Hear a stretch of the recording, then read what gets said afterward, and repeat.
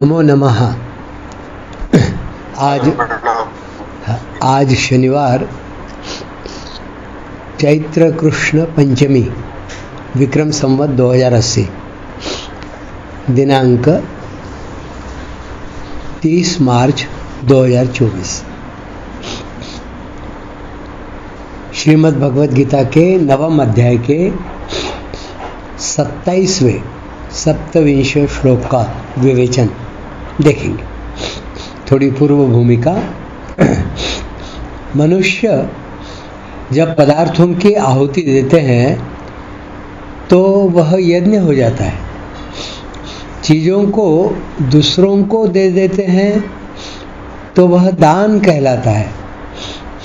संयम पूर्वक अपने काम में न लेने से वह तप हो जाता है और भगवान के अर्पण करने से भगवान के साथ योग अर्थात संबंध हो जाता है। ये सभी एक त्याग के ही अलग अलग नाम है। इस श्लोक का पूर्व षटविंश और सप्तविंश का क्या संबंध है? संसार मात्र के दो रूप हैं, पदार्थ और क्रिया। इनमें आसक्ति होने से ये दोनों ही पतन करने वाले होते हैं। अतः पदार्थ अर्पण करने की बात पूर्व श्लोक में कह दी और अब आगे के श्लोक में क्रिया, उस पदार्थ को अर्पण करने की बात भगवान कहते हैं।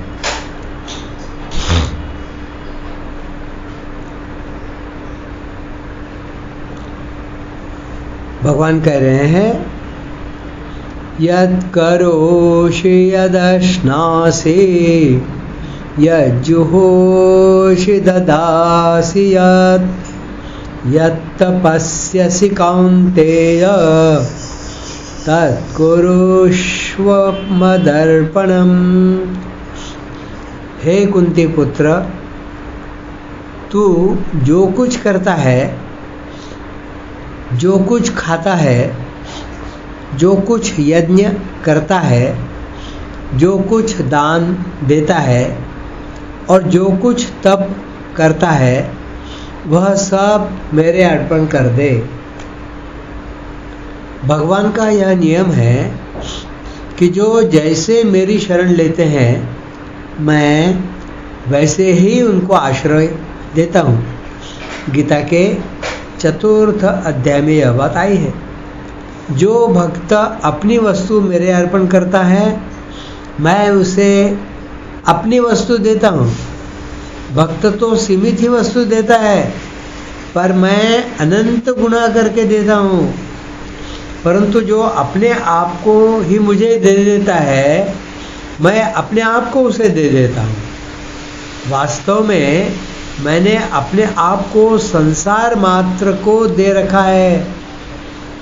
इसी अध्याय के चतुर्थ श्लोक में यह बात आई है, नवम अध्याय। और सबको सब कुछ करने की स्वतंत्रता दे रखी है। अगर मनुष्य मेरी दी हुई स्वतंत्रता को मेरे अर्पण कर देता है तो मैं भी अपनी स्वतंत्रता को उसके अर्पण कर देता हूँ, अर्थात मैं उसके अधीन हो जाता हूँ। इसलिए यहाँ भगवान उस स्वतंत्रता को अपने अर्पण करने के लिए अर्जुन से कहते हैं ताकि तुम मुझे अपनी स्वतंत्रता दो तो मैं अपनी स्वतंत्रता तुम्हें दे दूंगा और मैं अधीन हो जाता हूँ। यद करोषि, यह पद ऐसा विलक्षण है कि इसमें शास्त्रीय, शारीरिक, व्यावहारिक, सामाजिक, पारमार्थिक आदि यावन मात्र क्रियाएं आ जाती हैं। भगवान कहते हैं कि तू इन संपूर्ण क्रियाओं को मेरे अर्पण कर दे, अर्थात तू खुद ही मेरे अर्पित हो जा तो तेरी संपूर्ण क्रियाएं स्वतः मेरे अर्पित हो जाएंगी। अब आगे भगवान उन्हीं क्रियाओं का विभाग करते हैं। यदश्नासि, इस पद के अंतर्गत संपूर्ण शारीरिक क्रियाएं लेनी चाहिए।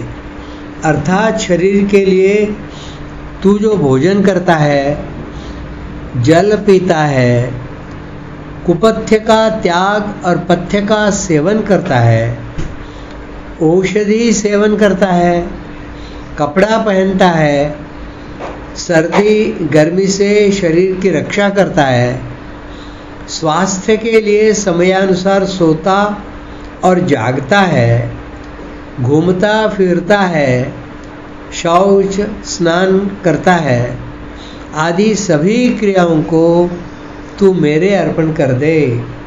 यह शारीरिक क्रियाओं का पहला विभाग है। यज्जुहोषि इस पद में यज्ञ संबंधी सभी क्रियाएं आ जाती हैं। अर्थात शाकल्य सामग्री इकट्ठी करना, अग्नि प्रकट करना, मंत्र पढ़ना, आहुति देना आदि सभी शास्त्रीय क्रियाएं मेरे अर्पण कर दे। ददासी यत् तू जो कुछ देता है, अर्थात दूसरों की सेवा करता है, दूसरों की सहायता करता है, दूसरों की आवश्यकता पूर्ति करता है आदि जो कुछ शास्त्रीय क्रिया करता है वह सब मेरे अर्पण कर दे। यत्तपस्यसि तू जो कुछ तप करता है, अर्थात विषयों से अपनी इंद्रियों का संयम करता है, अपने कर्तव्य का पालन करते हुए अनुकूल व प्रतिकूल परिस्थितियों को प्रसन्नतापूर्वक सहता है और तीर्थ, व्रत, भजन, ध्यान, जप, कीर्तन, श्रवण, मनन, समाधि आदि जो कुछ पारमार्थिक क्रिया करता है वह सब मेरे अर्पण कर दे। उपर्युक्त तीनों पद शास्त्रीय और पारमार्थिक क्रियाओं का दूसरा विभाग है। तत्कुरुष्व मदर्पणम। यहाँ भगवान ने परस्मैपदी कुरु क्रियापद न देकर आत्मनेपदी कुरुष्व क्रियापद दिया है। इसका तात्पर्य यह हुआ कि तू सब कुछ मेरे अर्पण कर देगा तो मेरी कमी की पूर्ति हो जाएगी, यह बात नहीं है। किंतु सब कुछ मेरे अर्पण करने पर तेरे पास कुछ नहीं रहेगा, अर्थात तेरा मैं और मेरापन सब खत्म हो जाएगा, जो कि बंधन कारक है। क्या कह रहे हैं भगवान? यहाँ भगवान ने परस्मैपदी कुरु क्रियापद न देकर आत्मनेपदी कुरुष्व क्रियापद दिया है। इसका तात्पर्य यह हुआ कि तू सब कुछ मेरे अर्पण कर देगा तो मेरी कमी की पूर्ति हो जाएगी, यह बात नहीं है। किंतु सब कुछ मेरे अर्पण करने पर तेरे पास कुछ नहीं रहेगा, अर्थात तेरा मैं और मेरापन सब खत्म हो जाएगा, जो कि बंधन कारक है। सब कुछ मेरे अर्पण करने के फलस्वरूप तेरे को पूर्णता की प्राप्ति हो जाएगी, अर्थात जिस लाभ से बढ़कर दूसरा कोई लाभ संभव ही नहीं है और जिस लाभ में स्थित होने पर बड़े भारी दुख से भी विचलित नहीं किया जा सकता, अर्थात जहाँ दुखों के संयोग का ही अत्यंत वियोग है, ऐसा लाभ तेरे को प्राप्त हो जाएगा। श्रीमद् भगवद गीता के 6वें अध्याय में यह बात आई है। इस श्लोक में यत पद 5 बार कहने का तात्पर्य यह है कि एक एक क्रिया अर्पण करने का भी अपार महात्म्य है। फिर संपूर्ण क्रियाएं अर्पण की जाए तब तो कहना ही क्या है। इस श्लोक की विशेष बात 26वें श्लोक में तो भगवान ने पत्र, पुष्प आदि अर्पण करने की बात कही, जो कि अनायास अर्थात बिना परिश्रम के प्राप्त होते हैं, परंतु इसमें कुछ न कुछ उद्योग तो करना ही पड़ेगा, अर्थात सुगम से सुगम वस्तु को भी भगवान के अर्पण करने का नया उद्योग करना पड़ेगा। परंतु इस 27वें श्लोक में भगवान ने उससे भी विलक्षण बात बताई है कि नए पदार्थ नहीं देने हैं, कोई नई क्रिया नहीं करनी है और कोई नया उद्योग भी नहीं करना है। प्रत्युत हमारे द्वारा जो लौकिक, पारमार्थिक आदि स्वाभाविक क्रियाएं होती है उनको भगवान के अर्पण कर देना है। इसका तात्पर्य यह हुआ कि भगवान के लिए किसी वस्तु और क्रिया विशेष को अर्पण करने की जरूरत नहीं है, प्रत्युत खुद को ही अर्पित करने की जरूरत है। खुद अर्पित होने से सब क्रियाएं स्वाभाविक भगवान के अर्पण हो जाएंगी, भगवान की प्रसन्नता का हेतु हो जाएंगी। जैसे बालक अपनी माँ के सामने खेलता है, कभी दौड़कर दूर चला जाता है और फिर दौड़कर गोद में आ जाता है, कभी पीठ पर चढ़ जाता है आदि जो कुछ क्रिया बालक करता है उस क्रिया से माँ प्रसन्न होती है। माँ की इस प्रसन्नता में बालक का माँ के प्रति अपनेपन का भाव हेतु है। ऐसे ही शरणागत भक्त का भगवान के प्रति अपनेपन का भाव होने से भक्त की प्रत्येक क्रिया से भगवान को प्रसन्नता होती है। यहाँ करोषि क्रिया के साथ सामान्य यत् पद होने से अर्थात तू जो कुछ करता है ऐसा कहने से निषिद्ध क्रिया भी आ सकती है, परंतु अंत में तत्कुरुष्व मदर्पणम, वह मेरे अर्पण कर दे, ऐसा आया है।